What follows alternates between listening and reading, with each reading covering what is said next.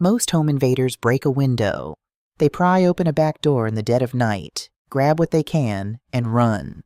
But the person who wanted to steal absolutely everything from Martha didn't pick a lock. She walked right through the front door, carrying a warm, homemade apple pie, and called her mom. For 40 years, Martha worked as a forensic accountant for the IRS.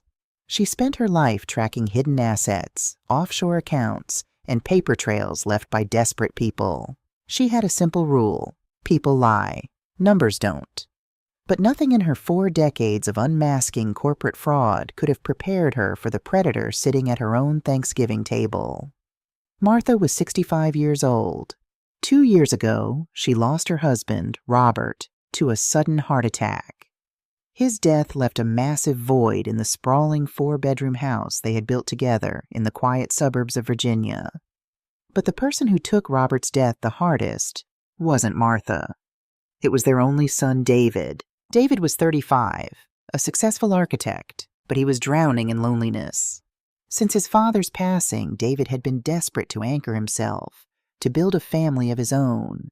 He wanted the white picket fence, the Sunday dinners, the noise of children filling up a house. Grief does strange things to the human mind. It creates blind spots. And predators? They don't look for weakness. They look for blind spots. Then, out of nowhere, David's life lit up. He met Chloe. According to David, Chloe was a miracle. She was 30 years old, a pediatric nurse who spent her days taking care of sick children.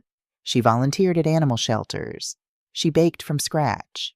She was the kind of woman who seemed to step right out of a 1950s catalog, sweet, attentive, and entirely devoted to David.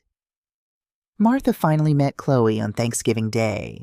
When David walked her through the front door, Chloe was holding a perfectly lattice-crusted apple pie. She hugged Martha, a little too tight, a little too long, and said, "David has told me so much about you. I feel like I already know you." Through dinner, Chloe played her part flawlessly. She complimented Martha's cooking. She asked questions about Robert, showing just the right amount of empathy, her eyes welling up with perfectly timed tears. She rested her hand gently on David's arm, looking at him with absolute adoration. David was glowing. Martha hadn't seen her son smile like this in 2 years. She wanted to be happy for him. She really did. But Martha was an auditor. Her brain was wired to look for anomalies, and something about Chloe felt rehearsed. It wasn't anything obvious. It was the micro-expressions.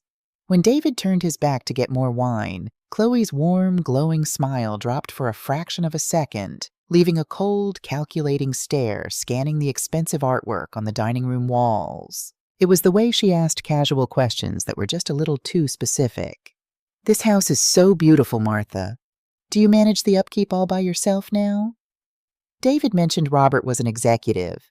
"Did he leave you a lot of paperwork to deal with?" Martha gave polite, vague answers.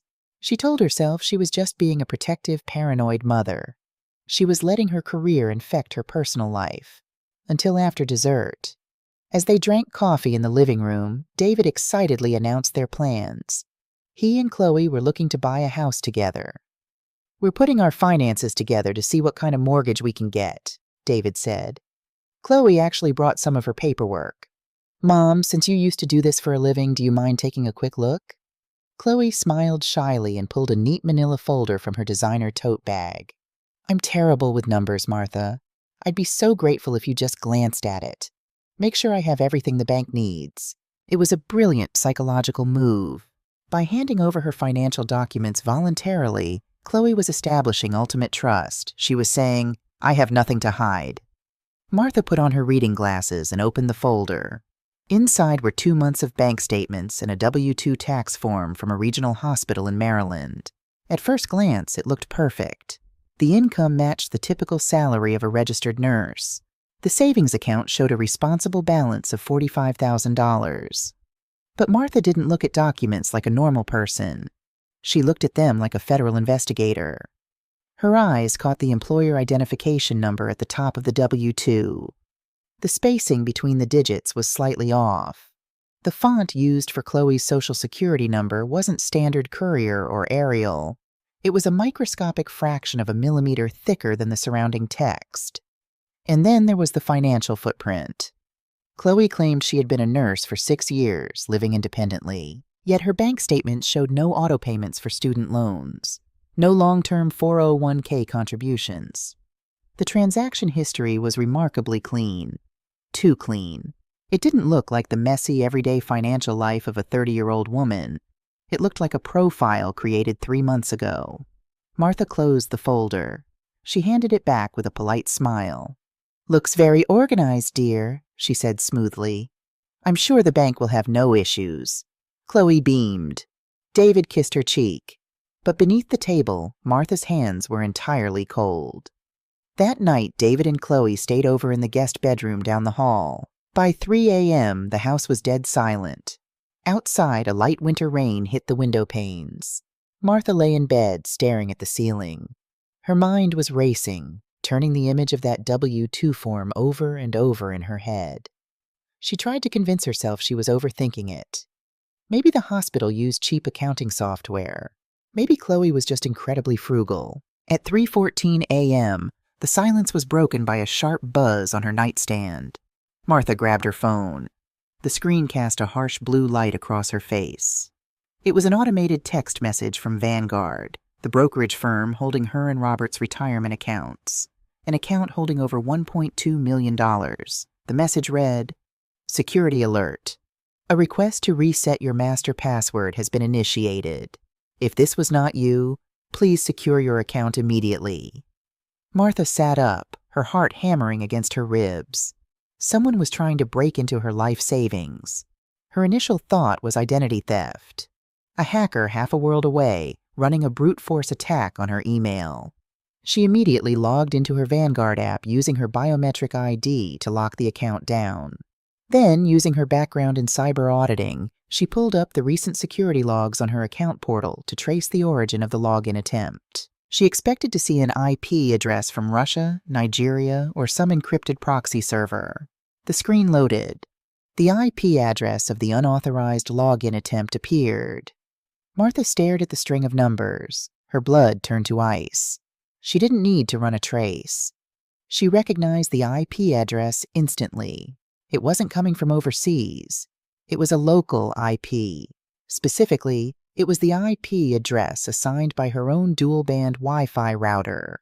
The hack wasn't happening from across the world. The call was coming from inside the house. Someone had connected to her home network, waited until 3 a.m., and was currently sitting in the dark, actively trying to breach her multi-million-dollar retirement fund. Martha slowly lowered her phone. She looked toward her bedroom door. Down the hallway, just 50 feet away, her son was fast asleep. And lying right next to him was the sweet, perfect, pie-baking pediatric nurse. Chloe wasn't looking for a family. She was running an active heist, and she had already bypassed the front door. The hardest thing Martha ever had to do in her 65 years of life was walk into her kitchen the next morning and pour a cup of coffee. When she came downstairs, the house smelled of vanilla and butter. Chloe was standing at the stove, humming softly as she flipped pancakes. David was sitting at the kitchen island, looking at her with absolute adoration. "Good morning, Mom," David said, his voice bright.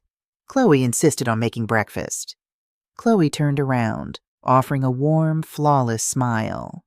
"I hope you like blueberry, Martha. I noticed you had some fresh ones in the fridge." Martha looked at the young woman holding a spatula. Just hours ago, this exact same woman was sitting in the dark, typing algorithms into a smartphone, trying to crack the firewall of Martha's life savings. The urge to scream, to grab her son by the shoulders and tell him to run, was almost suffocating. But Martha was a veteran of the IRS. She had spent decades building cases against white-collar criminals who were experts at destroying evidence the second they felt heat. If she accused Chloe now, without concrete proof, Chloe would simply deny it. She would cry. She would play the victim. And David, blinded by grief and love, would take her side. Martha would be painted as the paranoid, grieving mother trying to ruin her son's happiness. So Martha did what an investigator does best. She smiled back. "Blueberry sounds wonderful, dear," Martha said smoothly, taking a sip of her black coffee. Thank you. She played the part of the happy future mother-in-law for the rest of the weekend. But the moment David and Chloe packed up their car and drove back to the city on Sunday evening, Martha went straight to her home office and locked the door. She opened her safe, pulled out a secure encrypted laptop she kept from her consulting days, and made a phone call. She didn't call the police. The police wouldn't care about a failed login attempt on a home Wi-Fi network. They'd call it a glitch. She needed someone who dealt in the shadows of the digital world. She called Marcus. Marcus was a former FBI cybercrimes analyst who had transitioned into private intelligence. He was the kind of guy corporations paid top dollar to find out who was embezzling millions through crypto wallets. He owed Martha a favor from an old joint task force case 10 years ago. "You don't call me on a Sunday night unless the numbers are bleeding, Martha," Marcus said when he picked up. "I have a target," Martha replied, her voice deadpan. "She's operating inside my house. I need a full background scrub, and I need it completely off the books." Martha hadn't just looked at Chloe's W-2 form the night before. She was a forensic accountant. Her brain was trained to absorb numerical data like a sponge. She recited the exact Social Security number, the employer identification number, and the home address printed on Chloe's paperwork from memory. "Give me 48 hours, Marcus said. The next 2 days were pure psychological torture. David called Martha twice, talking excitedly about the houses he and Chloe were touring. He talked about how Chloe wanted a big backyard for a dog, how she was already looking at paint colors for a nursery. Every word out of her son's mouth felt like a nail being driven into a coffin. Martha had to force herself to sound supportive, biting her tongue so hard it almost bled. On Tuesday afternoon, Marcus called back. His tone had completely changed. The casual professionalism was gone. "Martha," he said quietly, "where is your son right now?" "At his architecture firm." "Why? What did you find?" There was a heavy pause on the line. "I ran the employment data first," Marcus explained. "The regional hospital in Maryland where Chloe claims to work, they have no record of her. I didn't just check the current payroll. I checked the last 10 years. She has never scrubbed in for a single shift there. The W-2 she showed you is a highly sophisticated forgery. The employer ID number actually belongs to a bankrupt medical supply company that dissolved in 2018. Martha took a deep breath. "And the bank statements?" "The account is real," Marcus said, "but it was opened exactly 90 days ago with a cash deposit. There's no history, no utility bills, no student loans, no digital footprint. But that's not the worst part." Martha gripped the edge of her oak desk. "Tell me." "I ran a skip trace on the Social Security number she printed on that tax form," Marcus continued, the keyboard clacking rapidly in the background. "It didn't bounce back as fake. It's a valid government-issued SSN." "Then who does it belong to?" Martha asked. "It belongs to a girl named Emily," Marcus said, his voice dropping an octave. "Emily was born in 1990. And Emily died in a car crash in 1995. Your future daughter-in-law is using the Social Security number of a deceased 5-year-old. The room seemed to spin. Martha sat down heavily in her leather chair. In the financial crime world, this was known as synthetic identity fraud. It was a terrifyingly effective tactic used by organized crime rings. They take a real Social Security number, usually from a deceased child or an undocumented immigrant, and attach a brand new name and date of birth to it. They slowly build a fake credit history over months or years, creating a phantom person who looks perfectly legitimate on paper.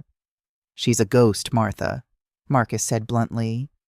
"The woman calling herself Chloe doesn't exist. She has no legal identity, no real past, and no trace. She is a carefully constructed phantom." Martha stared blindly at the wall. This wasn't a desperate gold digger trying to marry into money. This was a professional, calculating predator. A predator who had spent months studying David's vulnerabilities, building a fake persona, and embedding herself into their family. And her goal wasn't just to steal a few $1,000s. She had tried to hack a $1.2 million retirement account on night 1.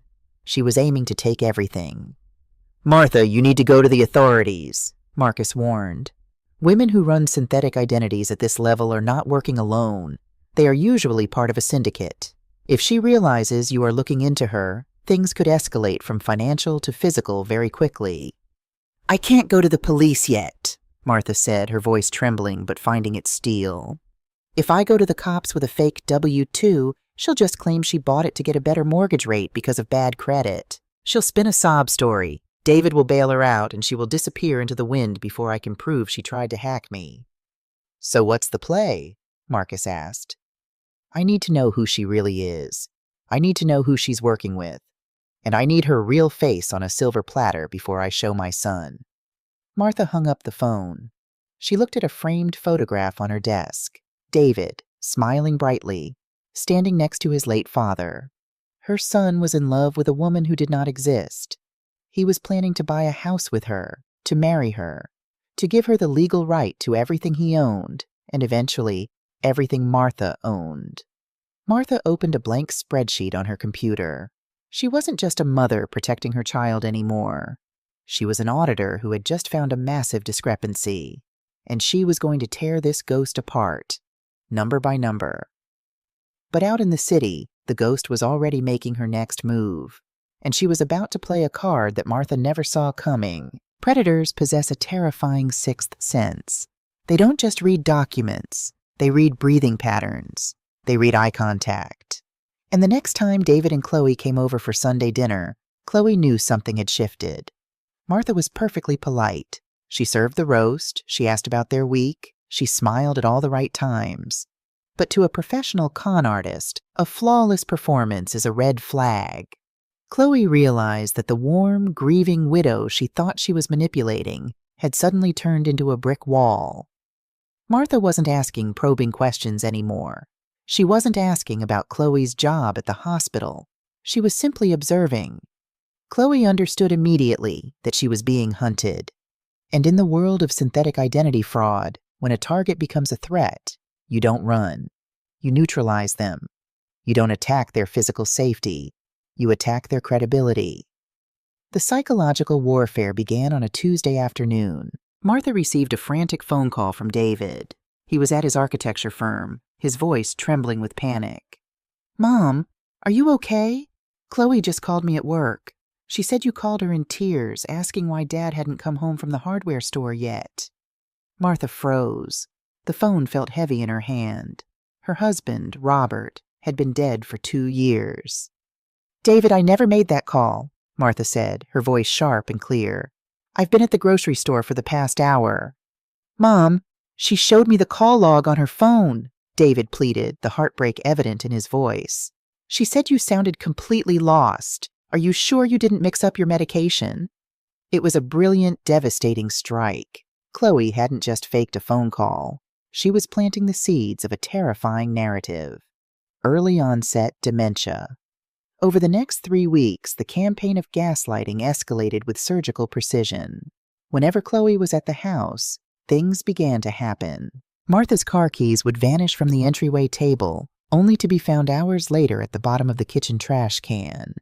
Important mail, including Martha's property tax bills, would simply disappear.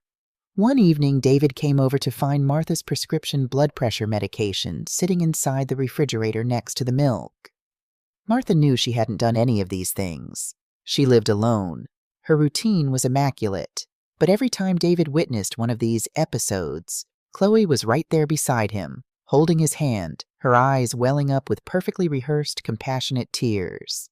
"It's happening just like it did with my grandmother, David," Chloe whispered one night in the hallway, making sure her voice was just loud enough for Martha to hear from the living room. The confusion, the misplaced items, the denial. "We can't be angry with her. She's sick. We need to protect her." Martha sat in her armchair, her fingernails digging into the upholstery. She was an IRS forensic accountant. She had dismantled multi-million-dollar corporate tax evasion schemes. Yet she was being systemically dismantled in her own home by a 30-year-old phantom. If Martha screamed, if she accused Chloe of planting the pills or hiding the keys, she would just look exactly like what Chloe was painting her to be. A paranoid, delusional old woman losing her grip on reality. David was breaking under the emotional weight of it all. He had lost his father, and now he was watching his mother's mind seemingly disintegrate before his eyes. He leaned entirely on Chloe for support. The isolation of Martha was complete. Then the trap snapped shut. It happened on a rainy Saturday morning. David sat Martha down at the kitchen table. He looked exhausted. Chloe sat next to him, her hand resting gently on Martha's arm in a display of sickeningly sweet, fake concern. "Mom, we need to talk about your finances," David said softly. "You have over $1 million in retirement and a paid-off house. With your memory slipping, it's not safe for you to manage it alone anymore. If you forget to pay the property taxes, or if you fall for a scam, you could lose everything." Before Martha could respond, Chloe chimed in, her voice dripping with artificial empathy. "I actually know a wonderful estate planner, Martha. He works with a lot of the elderly patients at my hospital. He specializes in helping families set up living trusts and power of attorney, just to make sure David can take care of your bills if you have a bad day. We set up a meeting for this afternoon, just to listen." An hour later, there was a knock on the front door. Enter Richard. Richard looked like he had stepped off the cover of Forbes magazine. He wore a tailored navy suit, a platinum Rolex, and carried a leather briefcase. He had silver hair, a warm, reassuring baritone voice, and a smile that exuded absolute competence and trustworthiness. He sat in Martha's living room, speaking gently to David about asset protection, irrevocable trusts, and medical directives. He explained that by granting David full financial power of attorney, Martha would be completely protected. What he didn't say, but what Martha instantly recognized, was that if David had the power of attorney, and David married Chloe, Chloe would have unmitigated legal access to every single penny Martha owned. During the meeting, Martha played her part flawlessly. She let her hands tremble. She looked confused when Richard used legal jargon. She asked him to repeat himself twice. She played the frail, slipping widow to absolute perfection. "This is a lot to process, Richard," Martha said, her voice wavering slightly. "Could you leave your business card? I just need to look at it when my head is a little clearer." "Of course, Martha. Take all the time you need." Richard smiled warmly, handing over a thick, embossed card. "We just want you to feel safe." The second the front door closed behind David, Chloe, and Richard, the trembling in Martha's hands completely stopped. Her posture straightened. She walked into her home office, locked the door, and immediately scanned the business card into her encrypted laptop. She sent the file directly to Marcus, the private investigator. "I have a new player," Martha typed. "Name is Richard. Claims to be an independent estate planner.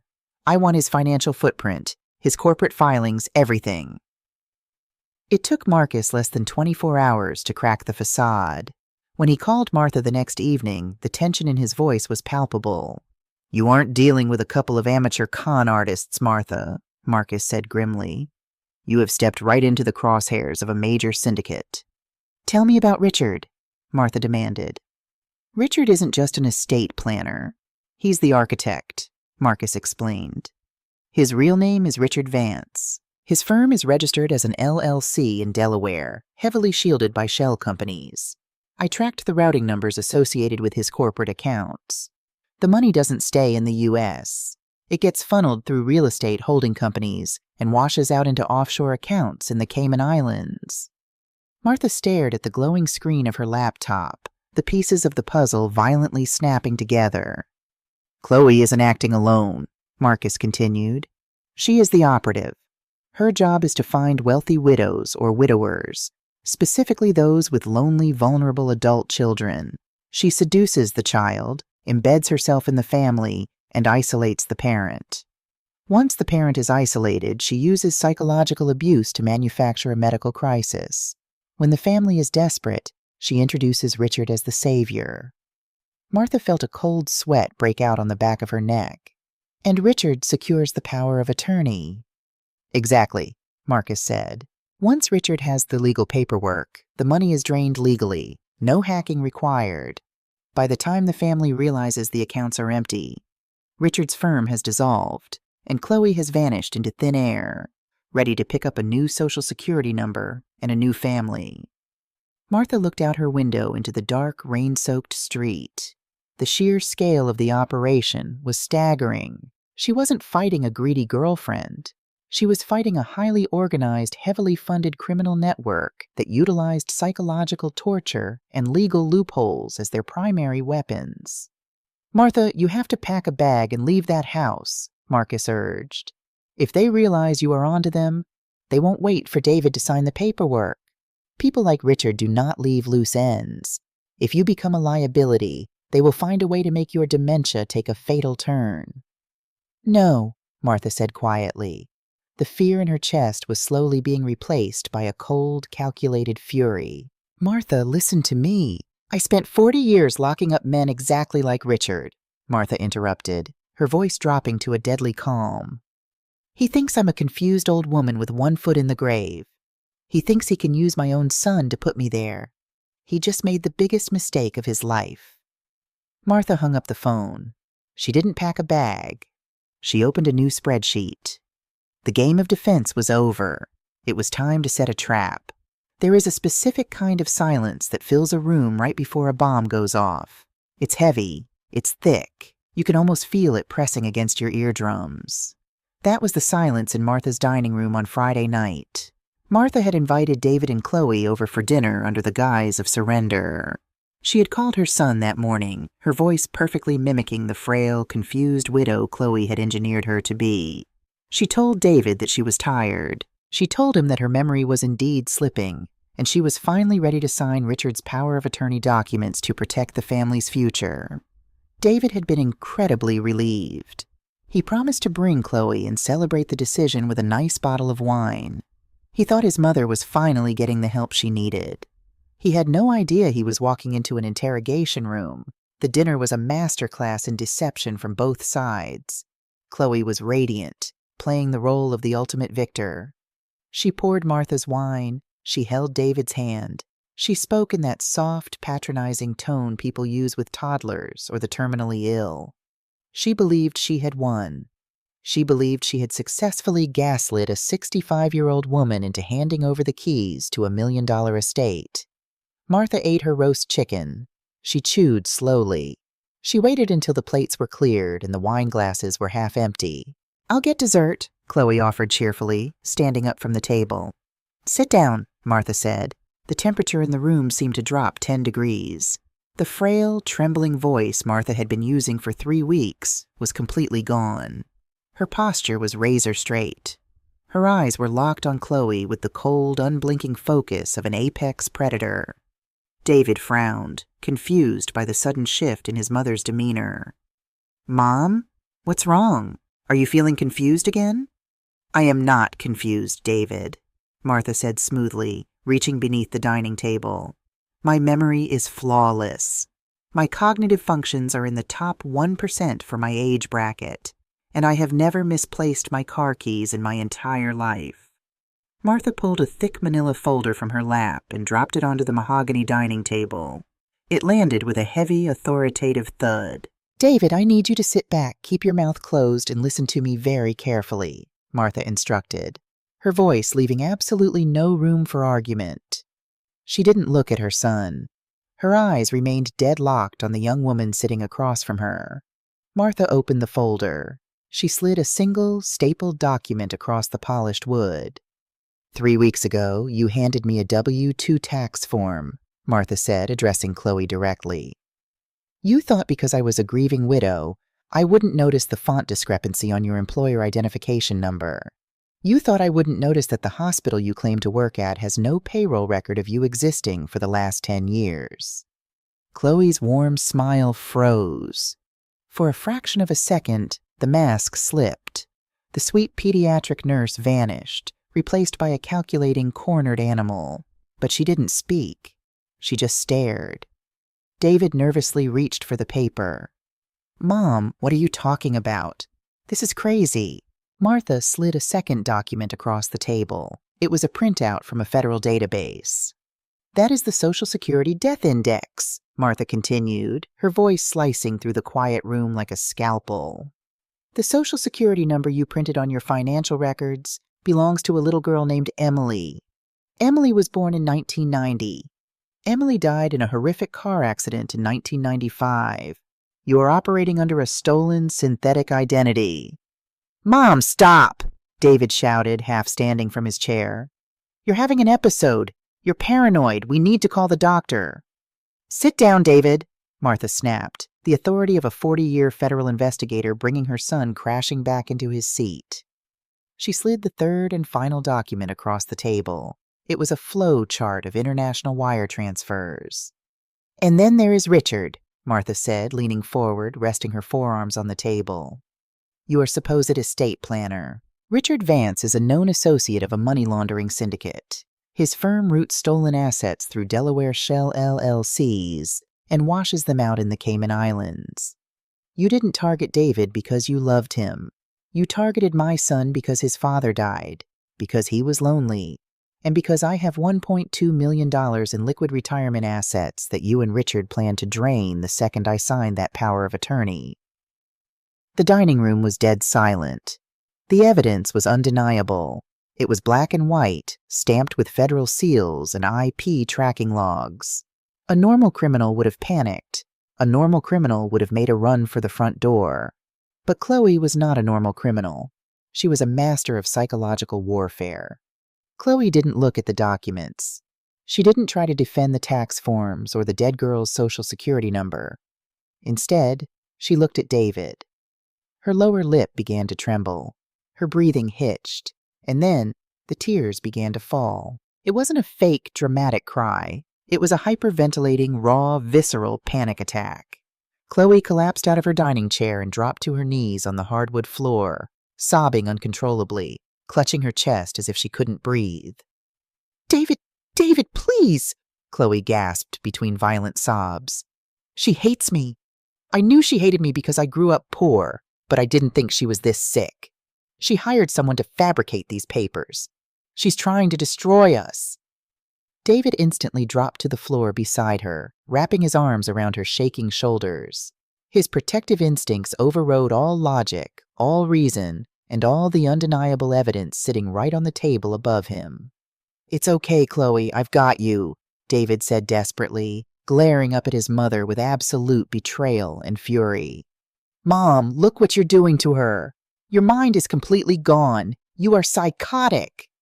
Martha stood up, her heart breaking into a million pieces. She was watching her son choose his abuser over his own mother. "David, look at the papers. Look at the death certificate. She is a ghost." "I'm not looking at your insane conspiracy theories," David yelled, his voice cracking. He helped Chloe to her feet. "We are leaving, and I am filing for medical conservatorship tomorrow. You belong in a facility, Mom." Chloe leaned heavily against David's chest, her face buried in his shirt. But as David turned to grab her coat, Chloe shifted her head just slightly over his shoulder. She looked directly at Martha. The tears were still streaming down her face, but her eyes were dead. The corners of her mouth twitched upward into a microscopic, terrifying smirk. Then Chloe played her ultimate card. She let out a devastating wail and pulled a crumpled piece of glossy paper from her designer handbag. She shoved it into David's hands. "I didn't want to tell you like this," Chloe sobbed, burying her face in her hands. "I wanted it to be a surprise. But she's trying to tear our family apart before it even begins." David looked down at the paper. It was an ultrasound photo, the color completely drained from David's face. He looked at the tiny black and white image, then at Chloe, and finally at his mother. The anger in his eyes morphed into something much colder. It morphed into absolute hatred. "You are dead to me," David whispered to Martha. He wrapped his arm tightly around Chloe, leading the weeping, pregnant woman out the front door. The heavy oak door slammed shut, shaking the picture frames on the living room walls. Martha stood completely alone in the echoing silence of her dining room. The evidence of a federal crime was scattered across her table, but it didn't matter. The numbers didn't matter anymore. Chloe hadn't just stolen her son. She had secured the ultimate leverage. Martha was utterly isolated, and the countdown to her total destruction had just begun. There is a profound difference between being alone and being erased. When Robert died, Martha was alone. The house was quiet. The evenings were long.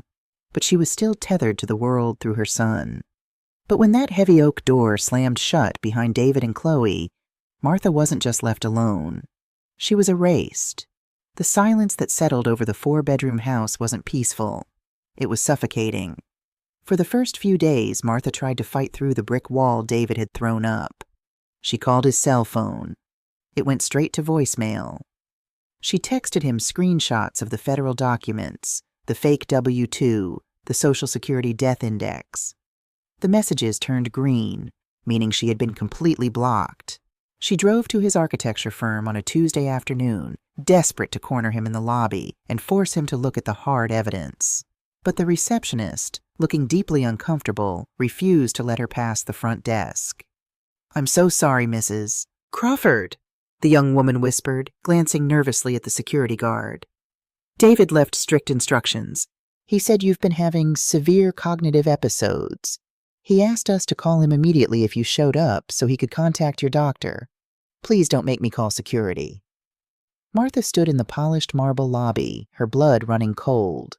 The narrative had already been planted. Chloe hadn't just poisoned David's mind. She was poisoning his entire professional and social circle. To the world, Martha was no longer a retired forensic accountant. She was a tragic, delusional old woman, aggressively harassing her pregnant daughter-in-law. Martha walked back to her car, her hands gripping the steering wheel until her knuckles turned white. She drove straight to a diner on the edge of town to meet Marcus. She slid into the vinyl booth across from the private investigator. She didn't order coffee. She just stared at him. "The ultrasound," Martha said flatly. Marcus let out a heavy sigh and pulled a manila envelope from his jacket. "It's a digital forgery, Martha. A highly convincing one, but still a fake. I ran the pixel rendering through a reverse image database. You can buy customized sonogram templates on the dark web, or even on certain novelty websites for less than $50. They add whatever name and date you want. Chloe is not pregnant." Martha closed her eyes. The sheer emotional violence of it was staggering. Chloe had weaponized the one thing David wanted more than anything else in the world, a family, and used it as a human shield.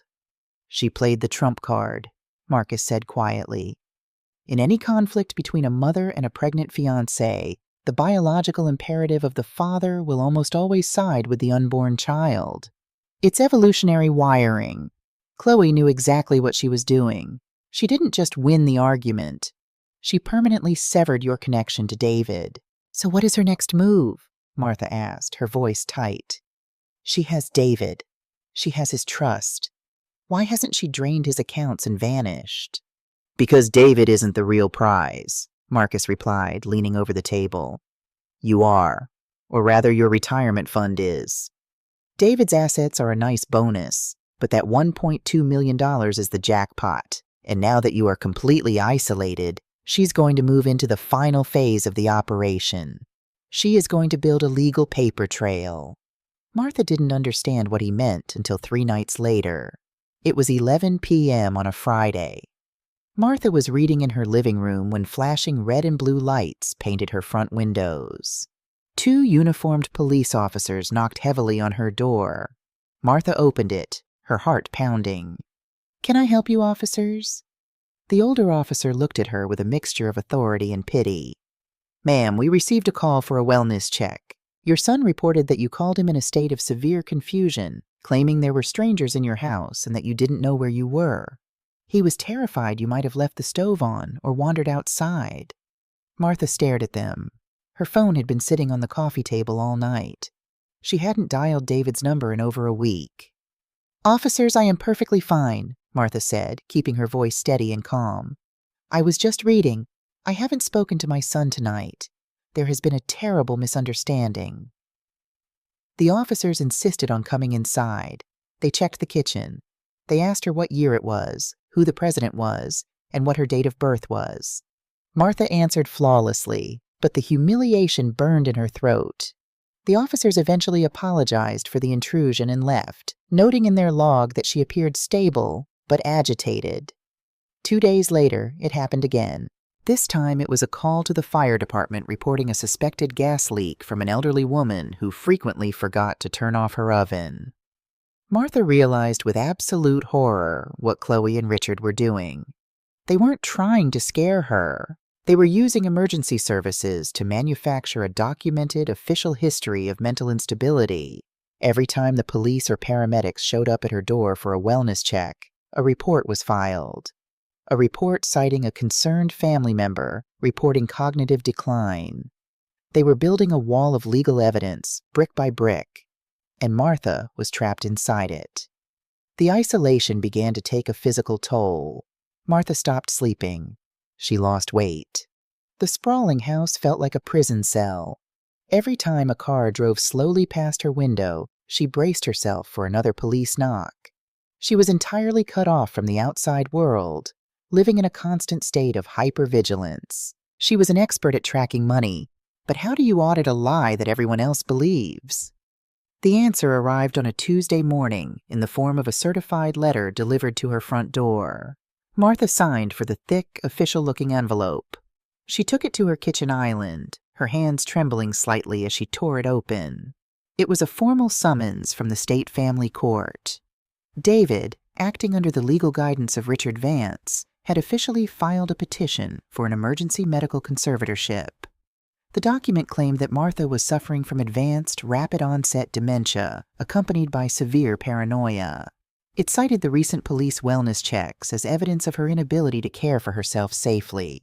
It requested that David be granted immediate, absolute control over her healthcare decisions, her living arrangements, and her entire financial estate. Attached to the back of the petition was a sworn affidavit from Chloe, detailing the heartbreaking abuse and psychotic delusions she had suffered at the hands of her future mother-in-law.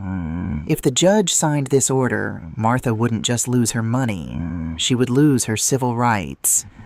David and Richard could legally force her into a locked memory care facility, sell her house, and liquidate her Vanguard accounts without her consent.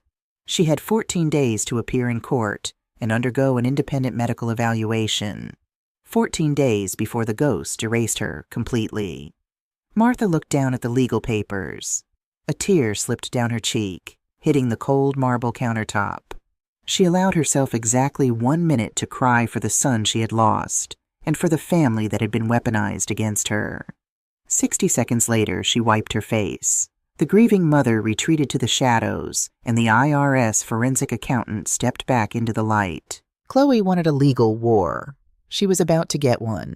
Conservatorship is a legal mechanism designed to protect the vulnerable. It allows a trusted family member to step in when an elderly parent can no longer navigate the complexities of daily life. But in the wrong hands, in the hands of a syndicate like Richard Vance's, a conservatorship is not a shield. It is the ultimate weapon of human trafficking. Martha sat at her kitchen island, staring at the petition. The legal jargon was dense, but the objective was crystal clear. David was asking the court to declare her medically incompetent. He was asking for total control over her bank accounts, her real estate, and her medical directives. And buried on page 14 was the most terrifying sentence of all. The petitioner requests authorization to transfer the conservatee to a secure, full-time memory care facility to ensure her physical safety. They weren't just going to take her money, they were going to lock her away. In a secure memory care ward, patients do not have cell phones. They do not have access to the internet. They are often subjected to chemical restraints, heavy sedatives prescribed to keep them compliant. If Martha was locked behind those doors, no one would ever listen to her claims about fake Social Security numbers or offshore wire transfers. She would just be another tragic, raving patient with dementia, and the syndicate would drain her $1.2 million Vanguard account in absolute silence. She had 14 days until the hearing. 14 days to dismantle a trap that had been meticulously built over 6 months. Martha gathered the court documents, put them in a plain tote bag, and drove to Marcus's office in downtown Richmond. When she walked into the private investigator's office, Marcus didn't offer her a seat.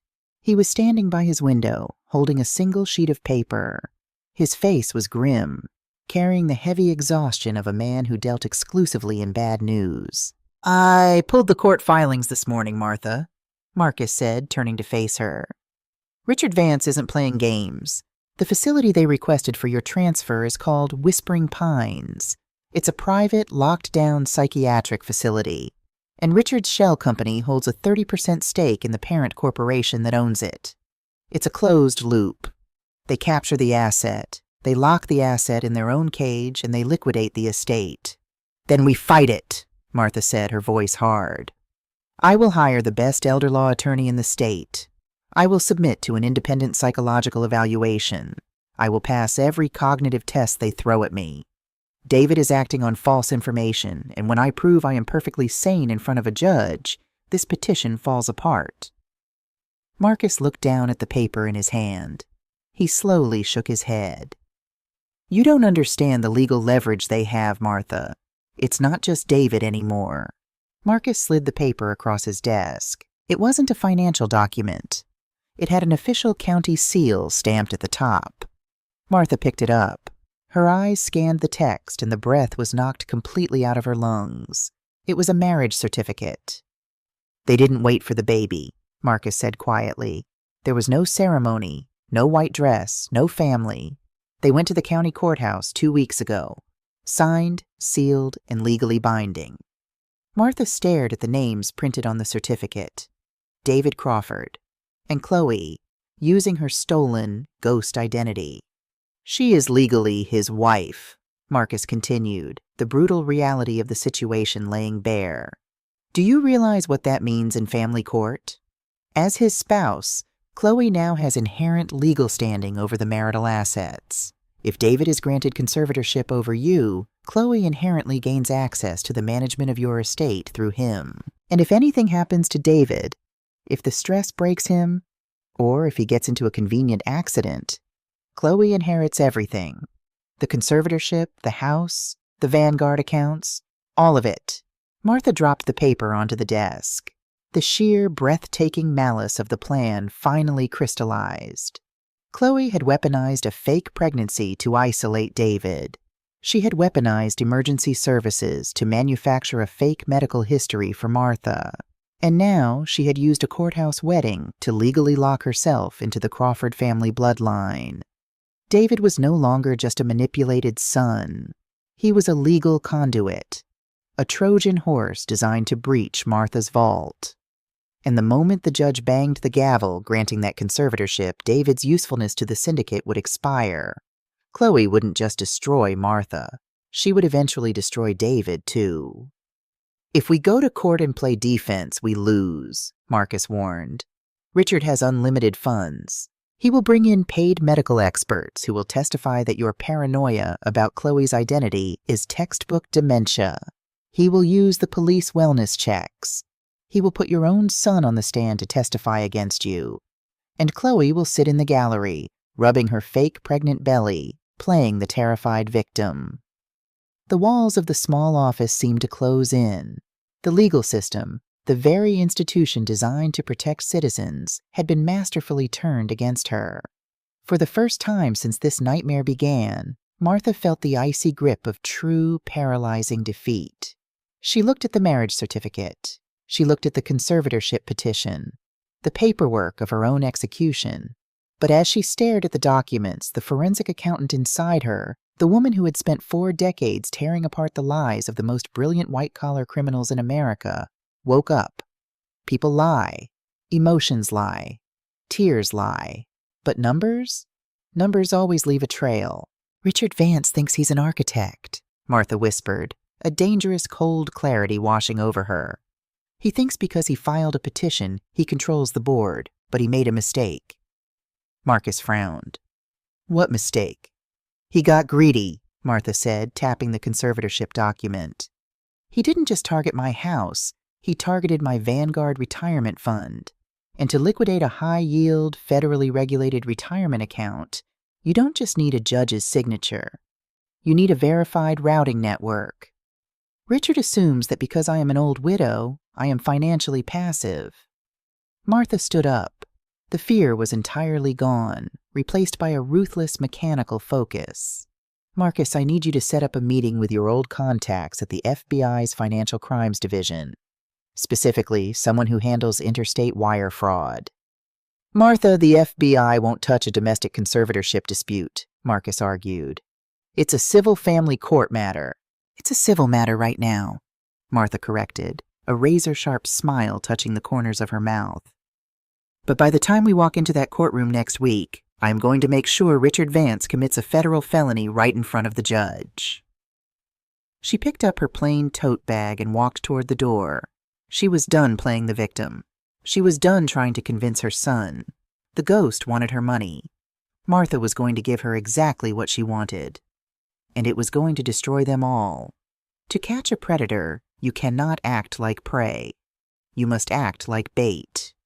In the world of forensic accounting, there is a maneuver known as the honeypot. It is a decoy, a financial trap designed to look incredibly vulnerable, practically begging to be exploited while secretly being wired with every alarm, tracker, and federal tripwire available. Martha had 14 days until the conservatorship hearing. She didn't spend those days crying. She didn't spend them calling David to beg for his love. She spent them moving her money. Through Marcus, Martha secured a quiet, off-the-books meeting with a special agent from the FBI's Financial Crimes Division. The agent, a pragmatic man named Reynolds, initially looked at Martha's file with deep skepticism. To the Bureau, a son filing for conservatorship over an aging mother looked like a tragic but entirely legal family dispute. They didn't have the jurisdiction or the manpower to intervene in local probate court. Martha didn't argue. She simply opened her laptop, turned it toward Agent Reynolds, and walked him through the numbers. She showed him the fake W-2. She showed him the Social Security death index matching Chloe's stolen numbers. And then she showed him the routing architecture of Richard Vance's estate planning firm, a web of Delaware shell companies that funneled directly into offshore accounts in the Cayman Islands. I am not asking the FBI to stop a family court hearing, Martha had told the agent, her voice completely devoid of emotion. I am telling you that in exactly 10 days, a multi-million-dollar international wire fraud syndicate is going to attempt to liquidate my estate. I am going to make my $1.2 million retirement fund completely liquid. I am going to place it in a centralized staging account. And I am going to give Richard Vance the administrative keys. Agent Reynolds had stared at her, stunned by the sheer audacity of the plan. If he clicks transfer on a liquid account, that money is gone in 3 seconds. It crosses international borders, and we will never get it back. He won't get it, Martha said with a terrifyingly calm smile, because you are going to put a federal freeze-frame protocol on the SWIFT routing number. The moment Richard enters his credentials and attempts to move the funds offshore, he triggers a federal felony under the Wire Fraud Act. It won't be a family dispute anymore. It will be a cybercrime committed in real time. The trap was set. For the next week, Martha played her part to perfection.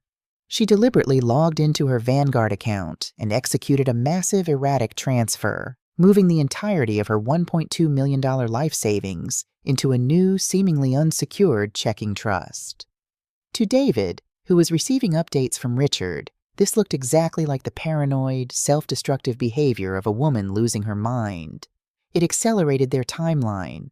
It gave Richard the ultimate ammunition to prove that Martha was an immediate danger to her own financial survival. To Richard, it looked like a golden goose wandering directly into the slaughterhouse. The money was no longer tied up in mutual funds or delayed withdrawal protocols. It was liquid cash, waiting to be taken. The morning of the mediation arrived. It wasn't held in a sterile courtroom. Because Richard wanted to control the environment, he had arranged for an emergency arbitration at his high-end legal office in downtown Richmond. It was a sprawling, mahogany-lined conference room with floor-to-ceiling windows overlooking the city skyline. It was designed to intimidate. Martha walked through the glass doors at exactly 9 a.m. She wore a sharp, tailored navy suit. She didn't look frail. She didn't look confused, but she kept her hands clasped tightly in front of her, playing the role of a woman desperately trying to hold on to her last shred of dignity. David was already sitting at the massive conference table. He looked horrific. He had dark, heavy bags under his eyes. His posture was slumped, carrying the crushing weight of a son who believed he was putting his mother away for her own good. Sitting right beside him was Chloe. Chloe was wearing a soft, pastel maternity dress. She kept one hand resting protectively over her perfectly flat stomach. When Martha walked in, Chloe let out a soft, rehearsed gasp and leaned into David's shoulder, playing the terrified, traumatized victim. David immediately put his arm around her, glaring at his mother with a mixture of sorrow and bitter resentment. At the head of the table sat Richard Vance. He was flanked by a notary public and a private medical evaluator he had kept on his payroll. Richard's laptop was open in front of him. "Martha," Richard said, his baritone voice dripping with artificial sympathy. "Please have a seat. We want to make this as painless as possible." Martha sat down across from her son. The air in the room was suffocatingly tense. Richard pushed a thick stack of legal documents across the polished mahogany table. On top of the stack was a silver Mont Blanc pen. "We are here today to execute a voluntary transfer of conservatorship," Richard explained smoothly, looking at Martha with the gentle, condescending gaze of a predator who has cornered its prey. "David is doing this out of love, Martha. Your recent financial behavior, liquidating your entire retirement portfolio without consulting a fiduciary, proves that you are suffering from a severe cognitive decline. If you sign this voluntary surrender, you can avoid a messy public court battle. David will take over your medical care, and my firm will assume immediate administrative control of your newly formed trust to ensure the assets are protected." Protected, washed clean and transferred to the Caymans. Martha looked at the documents. She looked at the silver pen. Then she looked up at her son. "David," Martha said, her voice soft but incredibly clear. "Look at me. Look at your mother." David swallowed hard, refusing to meet her eyes. "Mom, please, just sign it. Chloe can't take this stress anymore. The baby can't take it. You need help, and a locked facility is the only place that can keep you safe from yourself." Martha felt a sharp, agonizing twist in her chest. Her son was completely, entirely broken. He had been brainwashed so thoroughly that he was actively participating in his own mother's destruction. Chloe sniffled softly, dabbing at a non-existent tear with a tissue. "We forgive you, Martha. We just want you to be safe." Martha turned her gaze from her son to the ghost sitting next to him. All the pain, all the grief, all the heartbreak instantly evaporated, replaced by the cold, calculating ice of the forensic accountant. "I read the contract, Richard," Martha said, completely ignoring Chloe. She reached out and picked up the silver pen. She held it loosely between her fingers. "Page 9, Section 4. It states that upon my signature, your LLC is granted immediate, irrevocable digital access to my staging account. Is that correct?" Richard smiled patiently. "That is standard procedure for asset protection, Martha. My firm will secure the $1.2 million before you can accidentally wire it to a scammer. We will manage it for your ongoing care." "You already have the account routing numbers queued up on your laptop, don't you?" Martha asked, gesturing slightly to the glowing Apple logo on the back of Richard's computer. "You're just waiting for the ink to dry on this paper to legally authorize the transfer." Richard's smile faltered for a fraction of a second. It was an incredibly specific question for a woman supposedly suffering from dementia, but greed is a powerful blinder. He was too close to the money to see the tripwire. "Yay, Martha," Richard said smoothly. "The transfer protocol is ready. We are just waiting for your signature to execute the protection order." Martha looked down at the paper. She uncapped the silver pen. Chloe leaned forward slightly, her eyes fixed hungrily on Martha's hand. David closed his eyes, unable to watch. Richard's fingers hovered over the keyboard of his laptop, ready to hit enter and vanish $1.2 million into the ether. The silence in the room was absolute. It was the perfect, flawless climax of a 6-month psychological long con. Martha pressed the tip of the pen against the signature line. "You know, Richard," Martha said softly, the pen hovering a millimeter above the paper, "for an estate planner, your compliance protocols are incredibly sloppy." She didn't sign the paper. Instead, Martha set the pen down, reached into her tailored jacket, and pulled out her smartphone. She placed it on the table, screen facing up, and tapped the screen once. The trap sprang. The silver pen lay untouched on the polished mahogany table. Martha's smartphone sat next to it, the screen glowing brightly in the tense, suffocating air of the conference room. Richard Vance stared at the phone, a microscopic flicker of uncertainty crossing his perfectly composed features. Chloe stopped dabbing her fake tears. David just looked exhausted, his head resting heavily in his hands. "What are you doing, Martha?" Richard asked, his tone dropping an octave, losing a fraction of its warm professional gloss. "We don't have time for games. Sign the conservatorship surrender." Martha didn't reach for the pen. She leaned back in her leather chair, her posture radiating absolute, terrifying authority. "I know how your system works, Richard," Martha said, her voice echoing in the quiet room. "You isolate the target. You secure the power of attorney.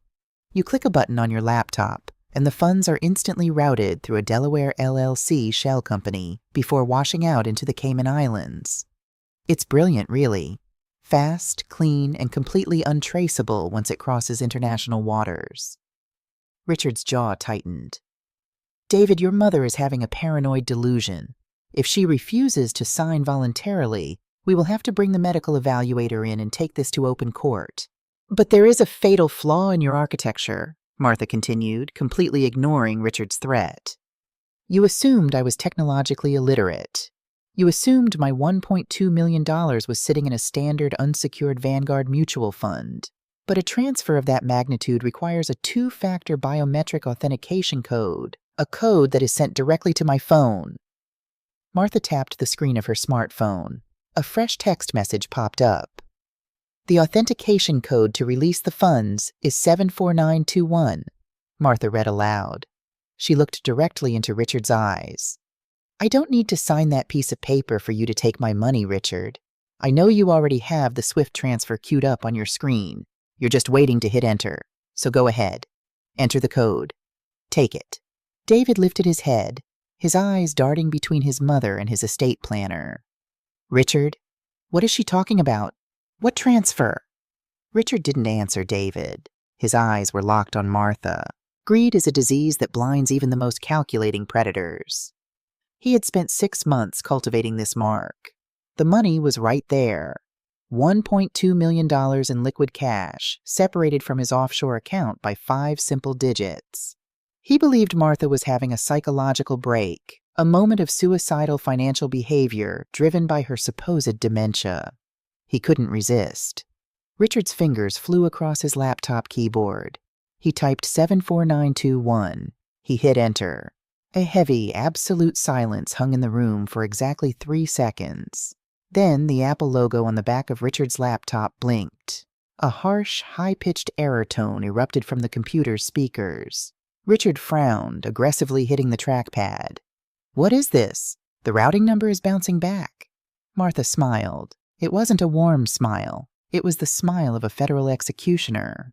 "It's bouncing back, Richard, because you didn't just wire money to Delaware," Martha said, her voice dropping to a lethal whisper. "You just wired it directly into a secured seizure node monitored by the United States Department of Justice." The color instantly drained from Richard's face. He slammed his laptop shut, jumping up from his leather chair. "That wasn't a retirement account," Martha said, standing up to meet his panic. "That was a federal honeypot. And the moment you hit enter, you bypassed domestic civil court and committed a Class A felony under the Federal Wire Fraud Act. You crossed state and international lines. You just handed them the digital fingerprint of your entire syndicate." Before Richard could even take a step toward the door, the heavy glass doors of the conference room shattered the illusion of his safety. They didn't just open, they were violently forced apart. "FBI! Nobody move! Keep your hands where we can see them!"